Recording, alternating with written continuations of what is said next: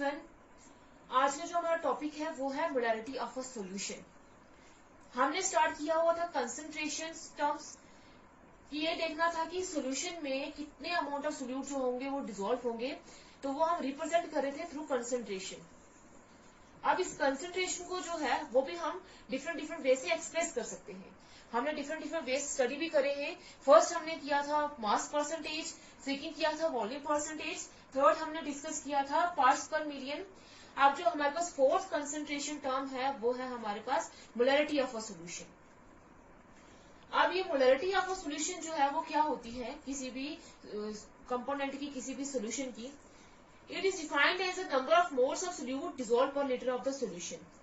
इसको हम कैसे डिफाइन करते हैं कि एक सॉल्यूशन में, एक लीटर सॉल्यूशन में कितने नंबर ऑफ मोल सोल्यूट के ऐड हैं, उसी को हम बोलते हैं हमारे पास वो सॉल्यूशन की क्या है, मोलैरिटी है। सॉल्यूशन में हमारे पास दो ही कंपोनेंट होते हैं, सोल्यूट और सॉल्वेंट। दोनों मिलकर क्या बनाते हैं, सॉल्यूशन बनाते हैं। तो एक लीटर सॉल्यूशन में कितने number of moles of solute जो है वो डिसॉल्व हुए हैं, वो हम एक्सप्रेस करते हैं थ्रू मोलैरिटी। इसको हम डिनोट करते हैं बाय कैपिटल एम से। मोलैरिटी को हम डिनोट करते हैं बाय कैपिटल एम से। और अगर हम मैथमेटिकली देखा जाए तो मोलैरिटी को हम कैसे कैलकुलेट करते हैं, एम किसके बराबर होता है, number of moles of solute upon volume of solution in litres.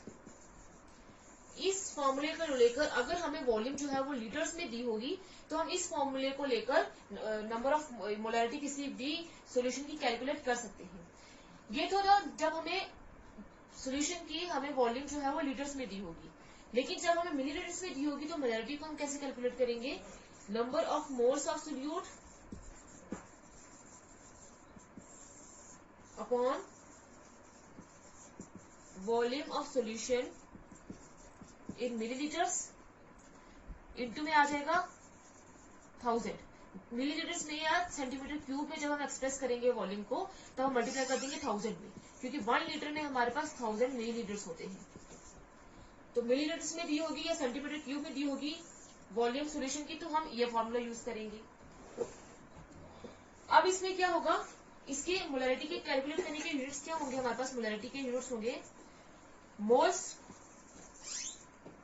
Upon volume solution की लीटर्स में है तो आ जाएगा मोल्स अपॉन लीटर्स या मोल्स पर लीटर्स, या फिर मोल्स पर को हटाएंगे, जब लीटर्स को नोमिनेटर में लेकर जाएंगे तो आ जाएगा litre inverse.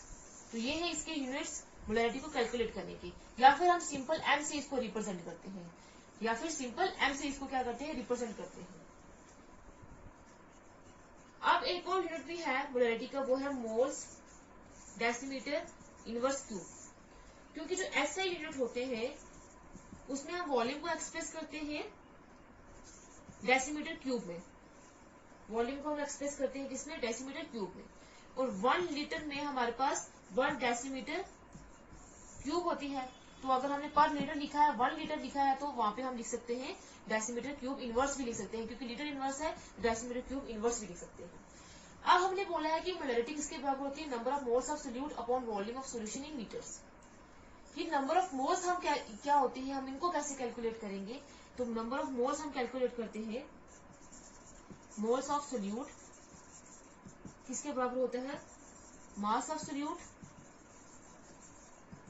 Upon molecular mass. Moles कैसे कैलकुलेट करते हैं कि उस सोल्यूशन का मास कितना है अपॉन मॉलिक्यूलर मास। अगर आप हम मोलैरिटी का फॉर्मूला क्या हो जाएगा हमारे पास, m is equal to number of moles की जगह का लिख देना हमने mass of solute upon volume of solution in litres.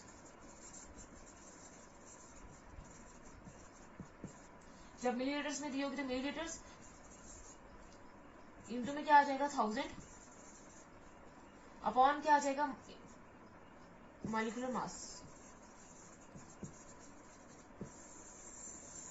ये हो गया हमारे पास मोलैरिटी का फॉर्मूला। अब अगर हमने बोला है कि number of moles of solute जो डिसॉल्व होते हैं 1 लीटर ऑफ सोल्यूशन में, तो सपोज करते हैं अगर हमारे पास क्या होगा, 1 ग्राम मोल्स के डिजोल्व होंगे 1 लीटर सोल्यूशन। 1 ग्राम जो मोल्स होंगे वो डिजोल्व होंगे 1 लीटर सोल्यूशन में, तो हमारे पास मोलैरिटी जो है वो यूनिटी के बराबर हो जाएगी, 1 के बराबर हो जाएगी। तो उस सोल्यूशन को हम बोलेंगे मोलर सोल्यूशन। उस सोल्यूशन को हम क्या बोलेंगे? Molar solution. जब हमारे पास क्या होगा, 1 ग्राम सोल्यूट डिजोल्व होगा 1 लीटर ऑफ सोल्यूशन में, तो मोलैरिटी यूनिटी के बराबर होगी, तो उसको हम क्या बोलेंगे? Molar solution. अब इस मोलैरिटी के हमारे पास एक लिमिटेशन भी है कि जो मोलैरिटी है वो हमारे पास क्या करती है? टेम्परेचर के साथ चेंज करती है, चेंजेस विद टेम्परेचर। क्योंकि हमारे पास मोलैरिटी वॉल्यूम के ऊपर डिपेंड कर रही है, तो वॉल्यूम जो होती है वो टेम्परेचर के साथ चेंज करती है। तो हमारे पास अगर वॉल्यूम चेंज करती है टेम्परेचर के साथ, तो मोलैरिटी भी क्या करेगी? टेम्परेचर के साथ चेंज करेगी। इसलिए हम बोलते हैं कि मोलैरिटी की हमारे पास एक डिसएडवांटेज है, एक लिमिटेशन है कि ये टेम्परेचर के साथ क्या करती है?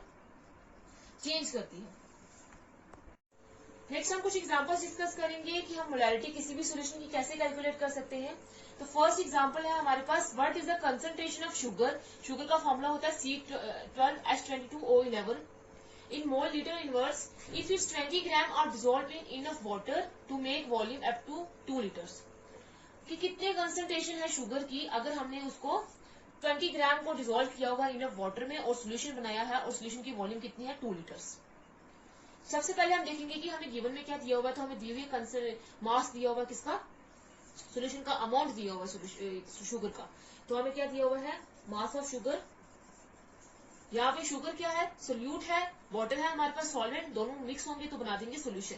तो मास ऑफ शुगर मतलब मास ऑफ सोल्यूट कितना है हमारे पास? 20 ग्राम्स। वॉल्यूम ऑफ सोल्यूशन कितनी है? 2 लीटर्स।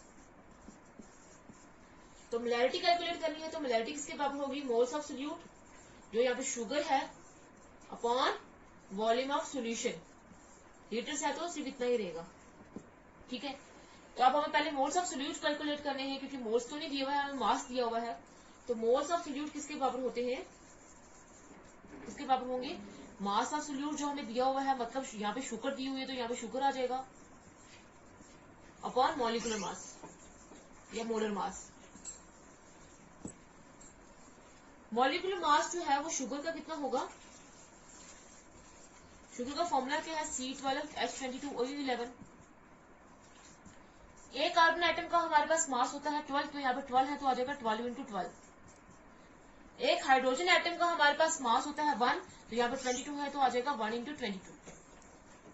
एक ऑक्सीजन आइटम का मास होता है हमारे पास 16, यहाँ पे 11 है तो आ जाएगा 16 × 11। तो अगर हम इसको कैलकुलेट करेंगे तो आ जाएगा हमारे पास 342। मॉलिक्यूलर मास शुगर का कितना आया? 342। मास हमें दिया हुआ है ऑलरेडी 20 ग्राम, तो हम कैलकुलेट करेंगे मास कितना आ जाएगा? 20। मॉलिक्यूलर मास अभी हमने निकाला 342, तो इसको डिवाइड करके आएगा हमारे पास 0.058। तो हमें नंबर ऑफ मोल्स मिल गए किसके? सोल्यूट के, मतलब शुगर के। तो हम मोलैरिटी कैलकुलेट कर सकते हैं। मोल्स ऑफ सोल्यूट है तो कितने हैं? 0.058। वॉल्यूम सोल्यूशन की दी हुई है लीटर्स में, तो आ जाएगा 2। लीटर्स में देंगे तो हमें 1000 से मल्टीप्लाई करने की जरूरत नहीं है, तो हम इसको कैलकुलेट करेंगे तो कैलकुलेट करके आ जाएगा हमारे पास 0.029। तो ये निकलेगी हमारे पास मोलैरिटी शुगर की। तो या तो इसको लिखेंगे मोल लीटर इनवर्स, या फिर सिंपली का लिख देंगे 0.029 m। तो ऐसे किसी भी सब्सटेंस की हम मोलैरिटी जो है वो कैलकुलेट कर सकते हैं।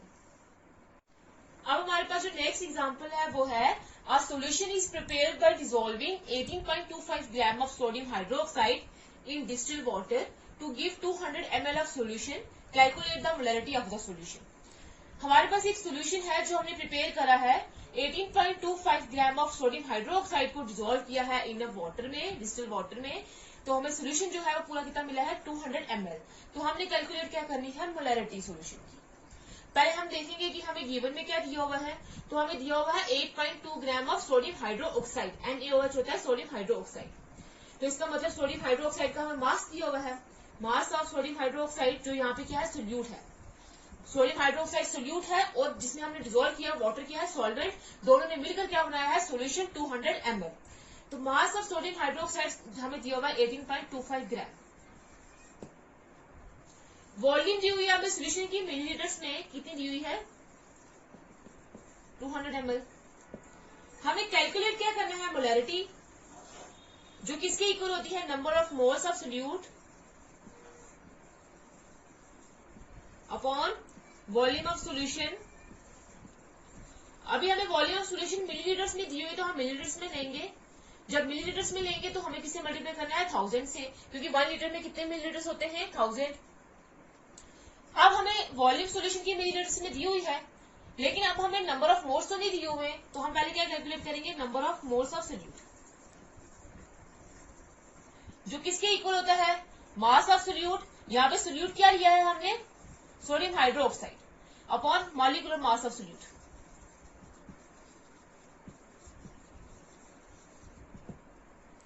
मास ऑफ सोल्यूट हमें दिया हुआ है 18.25 ग्राम, मॉलिक्यूलर मास हमें निकालना है, तो मॉलिक्यूलर मास किसका, सोल्यूट का, तो सोल्यूट यहाँ पे क्या है, सोडियम हाइड्रोक्साइड। कैसे निकालेंगे, एक सोडियम का मास होता है हमारे पास 23, एक ऑक्सीजन का हमारे पास मास होता है 16, और एक हाइड्रोजन का होता है 1, तो इनको ऐड करेंगे तो आ जाएगा हमारे पास 40। तो सोडियम हाइड्रोक्साइड का हमें मास, मॉलिक्यूलर मास कितना आया 40, तो हम इसको कैलकुलेट करेंगे नंबर ऑफ मोल्स को। मास कितना दिया हुआ 18.25 अपॉन मॉलिक्यूलर मास अभी हमने कैलकुलेट किया 40, दोनों को डिवाइड करेंगे तो डिवाइड करके आ जाएगा हमारे पास 0.456, ये निकले हमारे पास क्या, moles, number of moles of solute.